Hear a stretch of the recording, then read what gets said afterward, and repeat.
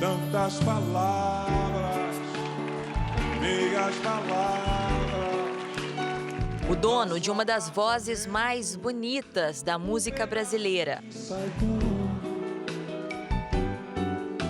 Me disse adeus no espelho com batom.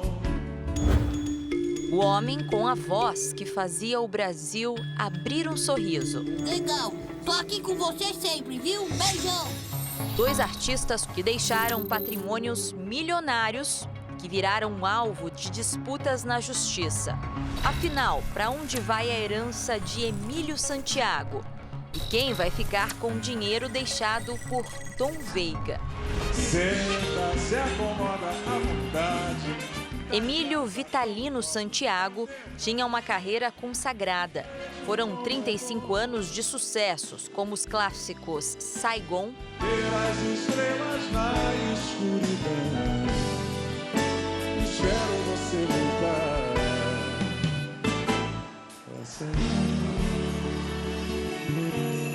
Era só isso que eu queria da vida, uma cerveja e Verdade Chinesa. que me dissesse uma verdade chinesa, com a intenção de um beijo doce na boca. Conquistou o Grammy Latino em 2012. O Emílio Santiago terá sido, a meu ver, pessoal, uma das 10 vozes mais bonitas que gravaram e se exibiram no país e no exterior, representando a música popular. Mas um ano depois de ganhar o Oscar da música, Emílio deu entrada no hospital. Teve um AVC. Chegou a ficar 2 semanas internado, mas não resistiu ao agravamento no quadro de saúde.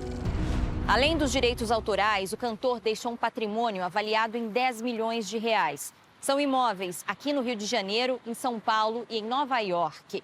Na lista aparecem apartamentos, uma chácara e uma sala comercial. O artista não fez um testamento sobre esses imóveis. Então, agora, cabe à Justiça definir quem tem direito à herança de Emílio Santiago. Fora dos palcos, ele levava uma vida discreta. Mas depois da morte, o professor universitário Márcio Tadeu revelou que tinha uma união estável com o cantor e decidiu buscar o que teria direito. Passou a ser inventariante do espólio do artista. Na prática, é ele quem administra os bens deixados até que a justiça determine a partilha entre os herdeiros. Ele pode praticar e deve praticar atos normais de gestão do patrimônio. Então, por exemplo, se o imóvel do falecido estiver alugado, ele deve receber esse aluguel, distribuir esse aluguel para pagamento dos tributos, dos débitos eventualmente existentes do falecido. Ele é um grande gestor e, obviamente, deve prestar contas dentro do inventário, prestar contas para o juiz e para os demais herdeiros. O advogado da irmã de Emílio Santiago apresentou denúncia no Ministério Público. Ele pede que o inventário seja paralisado. É uma relação mentirosa. É algo que nunca existiu entre ele e Emílio Santiago. Nós conseguimos agora pessoas que declararam que Emílio Santiago e Márcio Tadeu nunca tiveram uma relação. A cantora Alcione, que sempre foi próxima a Emílio, confirmou em depoimento a relação. Mas na época da morte do amigo, chegou a negar o envolvimento dos dois.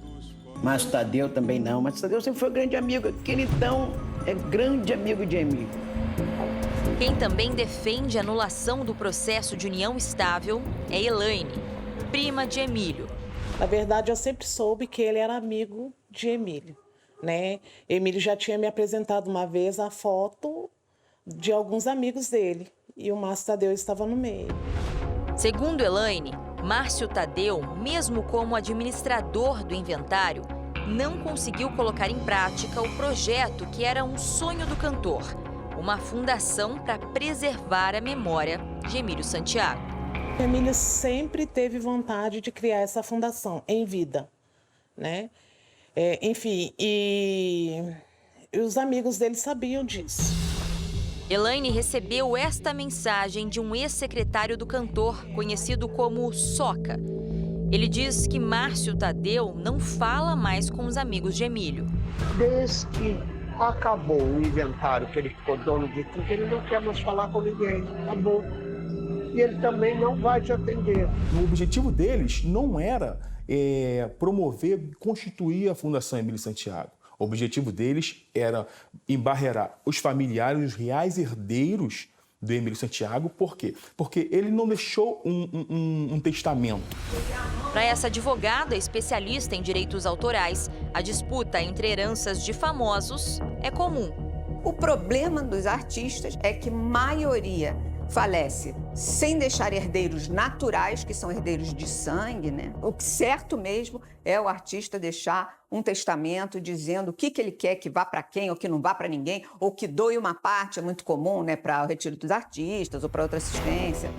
Nós procuramos os advogados de Márcio Tadeu, mas eles não quiseram se pronunciar sobre o processo que corre em segredo de justiça.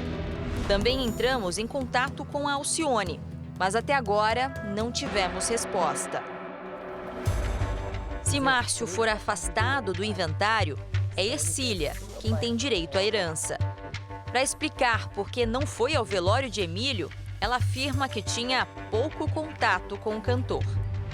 Eu não fui, porque ele falava que não tinha parente, aí eu nem fui pro enterro, nem nada. Ele falava que não tinha parente, eu tinha até medo, né?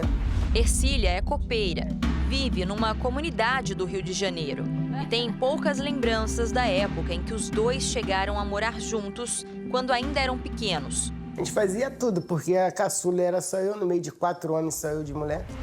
Entre os herdeiros de Emílio Santiago, ainda há uma suposta filha, Sandra Regina, que vive no interior da Bahia.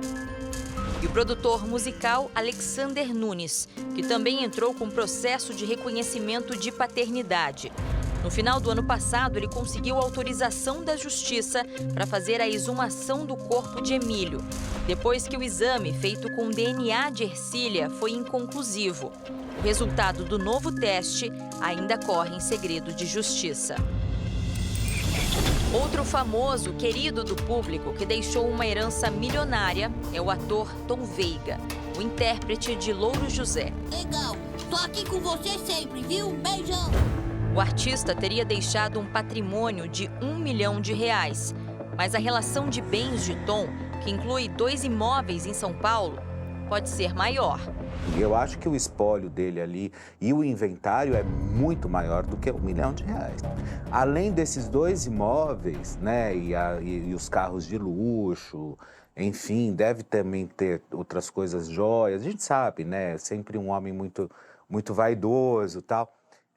Tem a Casa de Orlando, né, que a Casa de Orlando também é onde hoje mora a Alessandra com os filhos, né. Tom chegou a deixar um testamento beneficiando a esposa Cibele. Pela lei, ela tem direito a 50% da herança e foi nomeada inventariante.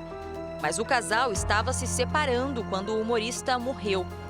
O jornalista Felipe Campos disse que a relação entre os dois era bem conturbada.